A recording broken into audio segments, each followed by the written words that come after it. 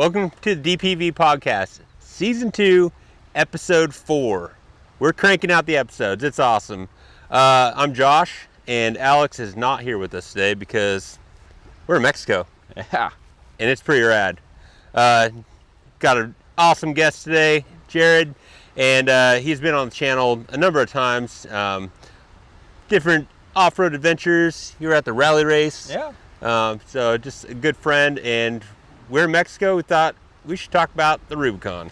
Also, Jared recently went to Sand Hollow. Yes, I did. And so we're going to talk about that a little bit. It just happened to line up with the Matt's Off-Road Recovery Games, which pretty awesome. Yes. Pretty awesome you're able to catch that. It was a blast. I mean, being there, seeing all those rigs, seeing all the people there with all their home-built stuff. I mean, it was awesome. Good times. I think we should start this out with talking about your Jeep a little bit. Okay. And we'll talk about kind of what you've done to it so far, like what is it, how is it built, those types of things. And then we can talk about the Sand Hollow trip. And Yeah. So it's a 2019 Jeep Rubicon. Bought it stock. Wanted to be able to put all my stuff on it, build it the way I want to build it. So far, it's got a 2.5-inch Mopar lift, which found used for a couple $100. Couldn't beat that. I mean, can't even buy the shocks for a couple $100. So, yeah, so got that, got it put on. That got me up in the air, able to put 37s on it. So I'm running BFG all-terrains currently with the stock rims and some spacers, which I don't particularly like, but gets the job done. Did the front end on it. I did a replacement steering gearbox. The aluminum ones, I guess, aren't as good, so I got the cast iron one installed to help with the steering with those 37s. I did do Apex 2.5 ton linkage in the front, so that's all built up now. And then other than that, she's pretty much stock. I guess the winch we put on. Oh yeah, we got the winch put on for the Rubicon, so hopefully we don't need that, but it'll be fun if we do. Yeah, for sure. And other than that, it's just basically stock, running 410s in it, the stock electric lockers, all that stuff. And Sand Hollow is kind of the test run for everything, and I really beat the tar out of it down there between the sand duning and the rock climb. I mean, we did the chute. I was able to do the chute in it, which was, it looked a lot scarier than it was. Yeah. But that's some good wheeling out there. And then we went to another spot called the Rock Gardens, which was very intense over there. I didn't do that one just because with the wheel spacers, I was a little worried of bending some stuff. Sure. Trying to take it a little easy. But other than that, we just kind of duned, watched everyone tear up their rigs, and it was a good time. So before you had your Jeep, you had a Razor that was pretty souped up. Like, I mean, we had some fun times in that. Yeah. But why did you get rid of the Razor and get the Jeep?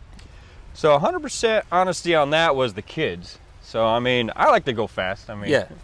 And the Razor was awesome for that. The particularly bad thing about the Razor was it was so loud. Yeah. With the girls in it and stuff, they didn't like how loud the engine was right behind them and eating all the dust and stuff. And so we rented the Jeeps that time in Sedona. Yeah. And that's kind of what set us off. The girls loved it. They loved having the creature comforts of a heater, AC, being able to butt everything up. And they just fell in love with it from that point forward. And I remember when we rented it, said, would you guys rather have this or the Rubicon? And they said, oh, we want the Rubicon. So that's kind of how I got back into the Jeep game again after the Razor. And it seems like since you made that switch, you've been using it a lot more than the Razor. Oh, absolutely. I've even talked to my neighbor down the street. He was in the same boat. His kid's about the same age as ours. And he saw us get a Jeep, and he's like, well, I'm selling the Razor, getting a Jeep now. So that's kind of, with the cost of those things going up as high as they are, it's almost better to get a Jeep. Yeah. You get a lot more uses out of it. You can drive it daily. Yeah. And you can still go play. Yeah, you can't go as fast as some of those guys down that stuff. But I tell you what, I was the only Jeep in a group of Razors, and I kept up pretty good. There was only 2 hills that I couldn't make it up. I mean, they're pretty tough even for those guys. Yeah. But other than that, I did 90% of everything they did, and I had a blast doing it, and I wasn't covered in dust. Right. That's the best part. And then on Monday you could drive it to work or the grocery store or Yeah, we don't have a trailer. I don't trailer mine. I tow it behind my RV. So I got that Blue Ox hookup to where I just throw it in neutral, hook it up to the RV. It takes me about 4 minutes to load and unload my Jeep. Yeah. It's awesome. So that is cool. This coming summer in July, we've got a trip. Jared's family and my family, we're all going to the Rubicon Trail. It has been a bucket list item since I got behind the wheel of a Jeep. I've always wanted to do it, and so this episode, the main focus is going to be like how we are preparing for that. And so, like for me, you've seen the cage build on my Jeep. I'm completely rebuilding my Jeep, and roll cage is one thing that I really wanted for the Rubicon, so I could confidently try all the obstacles and know that my family's safe.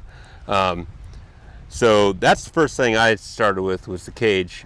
I know that the Rubicon kind of has a factory cage, so that you're kind of covered there. Yeah, so I don't have to worry as much as you do. I mean, you obviously got the custom factory going for you. You can do all that, but I really haven't done a whole lot to the interior of it. I mean, it kind of is ready for the Rubicon. That's the name of the Jeep, and that's kind of the reason I wanted to go do it.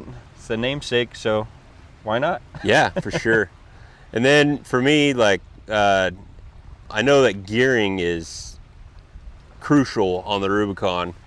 Your Rubicon's got a 4-to-1 low range, so that's you're covered. That makes a big difference. So that's another reason why I've been building the doubler. So those videos are starting to come out now. I think part 1 just posted today, maybe yesterday.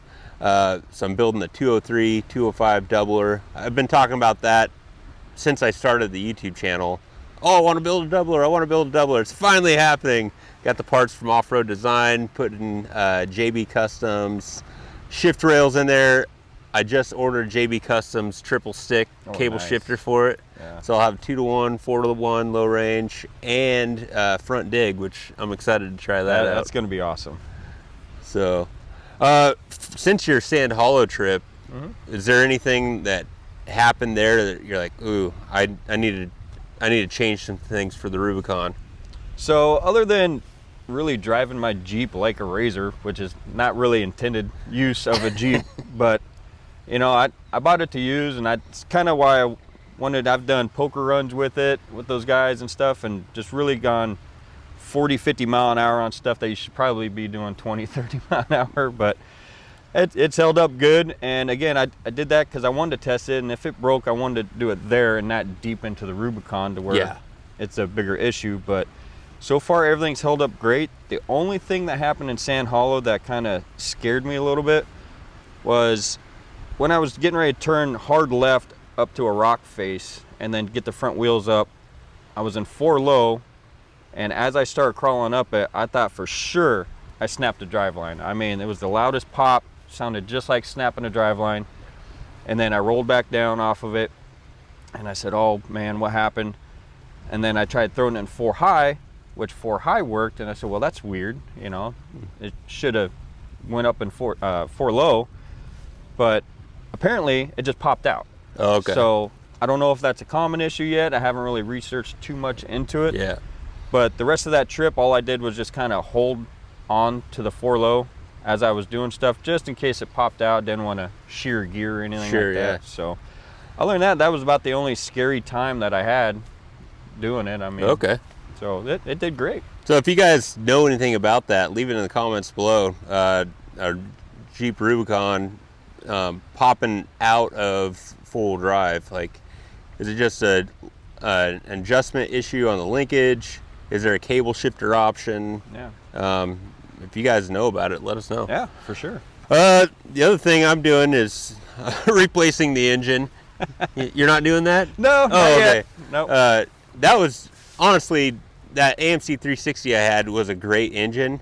It's just the AMC world is so expensive, and by selling that stuff, I was able to fund the doubler and my roll cage and like all this other stuff. That's nice. And so, I'm going with the small block Chevy now, and my main thought on everything is just to make it reliable. and easy to work on and easy to find parts. Yeah. That way we can do as many of these trips as possible. Oh, yeah. So yeah, cage, new transfer case, putting the small block from my Impala in there, and everything's going to be sealed up, new gaskets, all that kind of stuff, just to make sure that it's like a new Jeep. I've put the 5-point harnesses in because I want to be able to hit all the hard stuff. And I got a new winch too, the same one that you got. Yeah. So that'll be going on. But that pretty much covers the Jeep itself prep. What are you thinking for like camping gear? So in Arizona, we have a trail called Crown King Trail, and it's similar to the Rubicon, definitely not as hard. I mean, I think on the Jeep scale, it's like a 5 or 6 at times versus an 8 or a 9, I believe the Rubicon is. But so we went up there and kind of did a test run with the family and stuff, and brought just a small, like a 6-person backpack tent, because with the Jeep, as you guys know, there's not a whole lot of room. Right. And I have the soft top Sky One Touch version where the top retracts, and so I don't have a roof rack or anything like that, so I'm kind of limited at the space I can shove stuff in. And so we got a small tent, we got folding chairs that are actually smaller than these chairs that kind of fold up really nice, and that's kind of our Jeep kit. So we have an RV, but sometimes it's nice to not have to hassle with that and just jump in the Jeep and go sometimes. Yeah. And so we have all of our chairs, all of our little tables, everything folds up pretty tight and neat, and a lot of it's backpacking equipment, honestly. I mean, Yeah. It works great for the Jeep. I got a tool roll. I used to carry big tool boxes and everything, and now I have everything I need in a tool roll. I had to minimize some stuff. Yeah. But I'm kind of a over prepper, and I like having a little bit of everything. Yeah. But I was able to consolidate all of that into a nice tool roll. That freed up a lot of space. I do carry an electric cooler that I got off Amazon. It's just a cheapie, kind of like those ARB, the nice ones, but half the cost. Yeah. And that thing works really good. I mean, the whole day wheeling, you're plugged into 12 volts. Then at night, instead of killing your battery, I just carry a little lithium battery with inverter, like a 1500 watt inverter, and I just plug that in and keep it outside, and it works great. That's awesome. So that way I don't have to worry about ice. And, you know, keep all my stuff frozen or cold. And I feel like I should look into that. they're pretty neat. They're handy. Yeah. I've had ours for quite a while, for about 6 or 7 years now. From we had a truck camper before that, and that's kind of what we used inside there. But yeah, I mean, honestly, you like eating a lot more than I do. So we kind of go with the backpack meals. I mean, it's just convenient, easy, and they're very good for what they are. I mean, just add water and you got a pretty much gourmet meal. I know King of Hammers, me and you were kind of talking about doing like fajitas, something easy, just a quick, fry it up and go. But with the bears and stuff, and trying to keep your food separated from where you cook, I just figured maybe the backpack meals might be easier. I don't know. Still trying to judge that factor a little bit. Yeah. And what we're bringing versus a big griddle versus a little backpack stove. So yeah, we might do kind of like a half and half deal where do some backpack meals, some kind of pre-prepared at home stuff like you talked about. If we do the fajitas, like kind of cooking it ahead of time, so it's just a warm-up type deal. That's the way to do it. But as far as shelter for me, I was really wanting to do a rooftop tent, but then like they're so expensive, and I can only see us using it a couple times a year. I think we're gonna just ground tent it, because I want to be able to hit Soup Bowl, and I want to be able to hit Cadillac Hill, all the big boulders and stuff, and not worry about smashing a $2,000 tent that I just attached to the top of my Jeep, Yeah, I hear you. And so, with not having the tent up there, I could, we've got a soft bag that we can strap to the top of the Jeep, and if we need the space for sleeping bags and that kind of stuff. I did get some of those Thermarest camping pads for those will make for a the huge girls. difference on the floor. Allison and I are probably gonna go bougie and bring an air mattress. Nothing wrong with that. But I'm almost 40 now. I need to save this back of mine. Yeah. But yeah, I think as far as tools, since I am going with that small walk out of my 69 Chevy, like everything on the Jeep now is going to be standard. So that means I only need to bring standard. You're going to be bringing metric, and so if there's by chance something metric on mine, you'll have it, and vice versa. Yeah, oh yeah. And we'll be able to help other people out on the trail if need be. Bring in a toe strap for sure. Some shackles. I got D-ring shackles and soft shackles. Then the winch. Both of our winches have synthetic line. Yep. I'll bring a tree saver. I got my high lift. So honestly, you don't need to bring one. Yeah. I mean, plus mine's a smaller one. I ended up going with a 36 instead of the 48. Oh, sure. At the time, my Jeep was stock, so it worked good, but now it's kind of useless when you're up that high on 37s. So one of the things I was going to tell you about is that GlueTread stuff. Oh, yeah. That stuff is amazing. I mean, I didn't have any experience with it, but I gave it to another buddy of mine for Christmas, and he actually got a chance to use it out riding with his Razor, and a guy that he was with cracked a rim on the inside of his rim, split his rim about 2 inches. Jeez. And it just went flat, and so they didn't have a spare for it. Stupid choice. Yeah.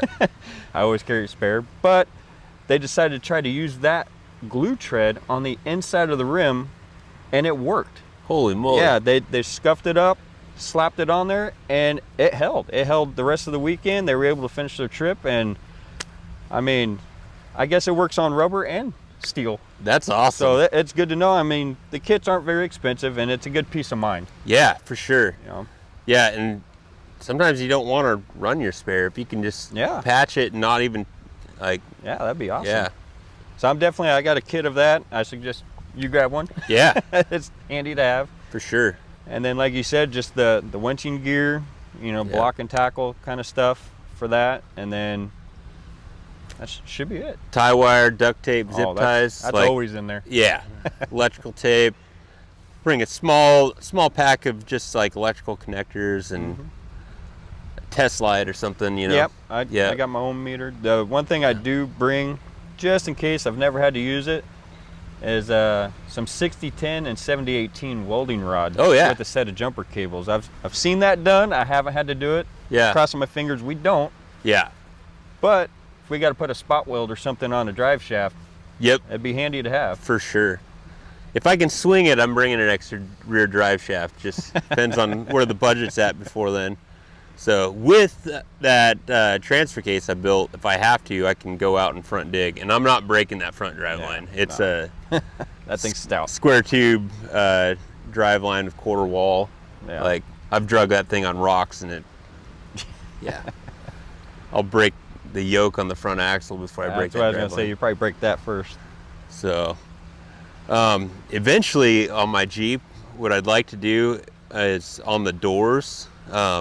Since I don't have any windows anymore, I want to build some door panels that have cutouts to the inside and have the doors be storage for something. Like you could put a medical kit in one, you could put That's a good idea. Electrical kit in one, just kind of spread the tool load out. Yeah.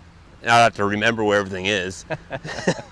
But yeah, because I think some of the longer trips where the back, I'm gonna need the room for camping gear.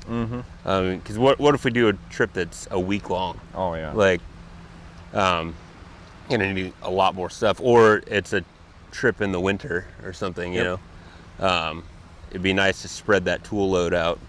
I don't know how much winter wheeling I'm going to be doing in my Jeep camping wise with the open top. Yeah, you come down here. You know, it's beautiful down here in the winter. Yeah.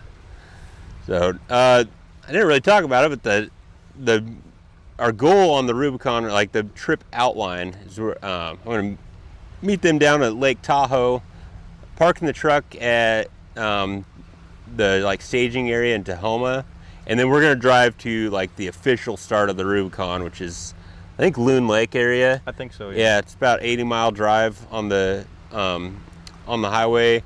which that's probably going to be the hardest part for my Jeep, is that 80 miles on the freeway. I've got full spool in the rear, so it's going to be howling a little bit. Yeah.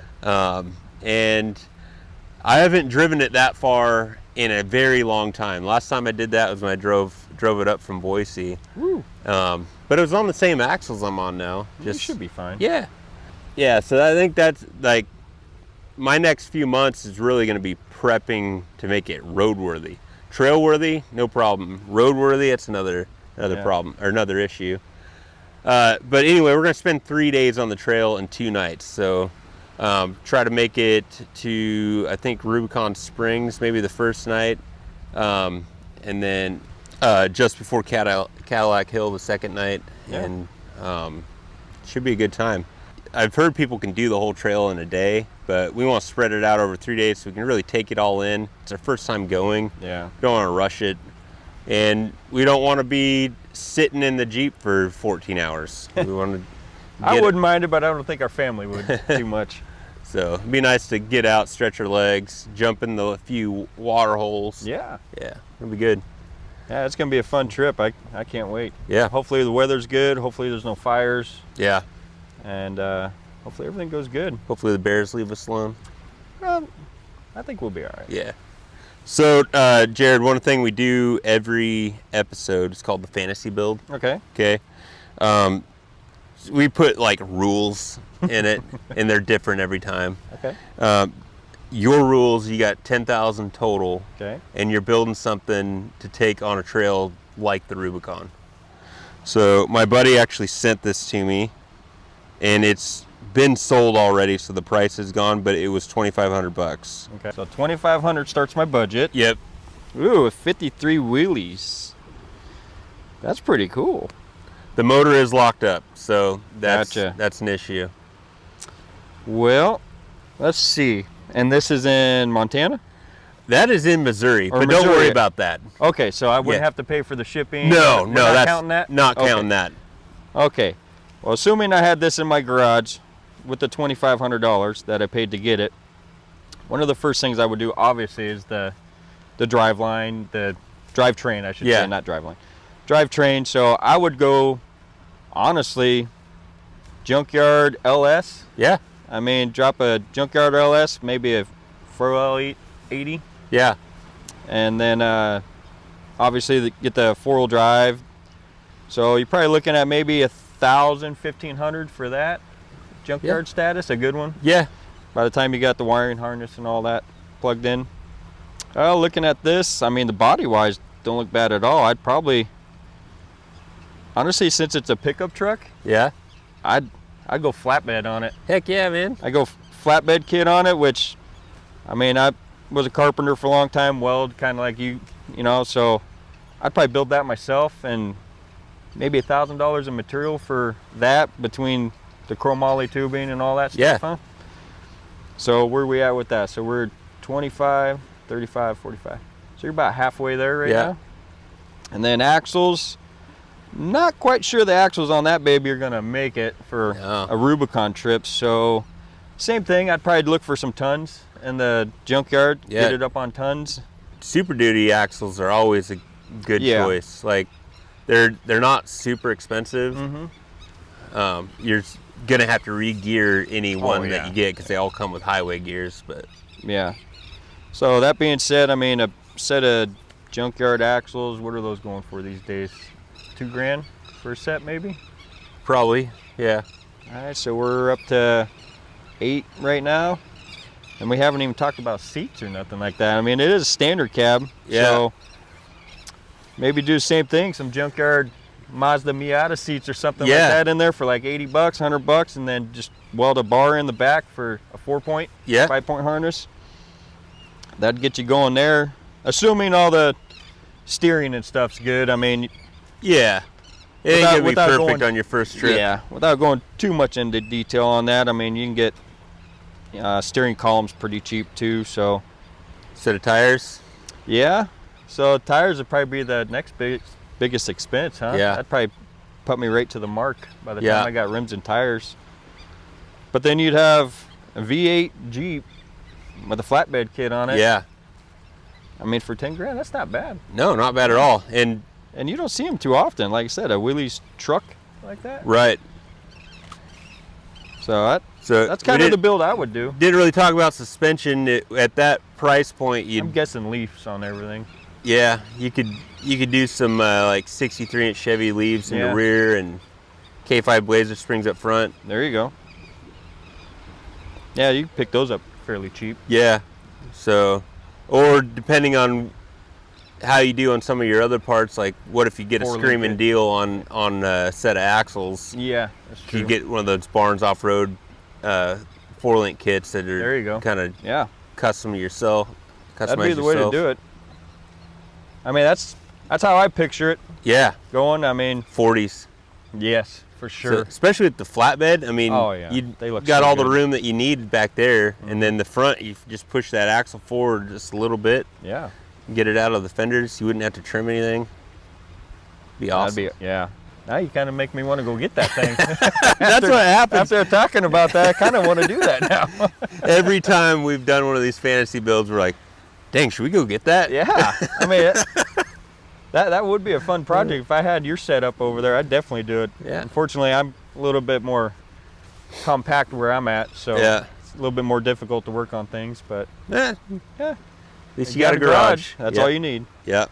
So, right on. Well, our Rubicon trip's coming up quick. It's April now, but it feels like tomorrow we're going on the Rubicon with the amount of stuff I got left to do on my Jeep. There's not currently an engine and transmission in my Jeep, so stressing a little bit, but it'll go quick. Yeah. Well, I have a way of pulling through somehow. Some way. That you do. But yeah, it should be a really good time. So definitely stay tuned for those videos. I'm so excited. And then after that, hopefully it's just one big trail after the next until I can't. You got to come down to Sand Hollow one year with Oh me. yeah, heck yeah, man. You'll have a blast.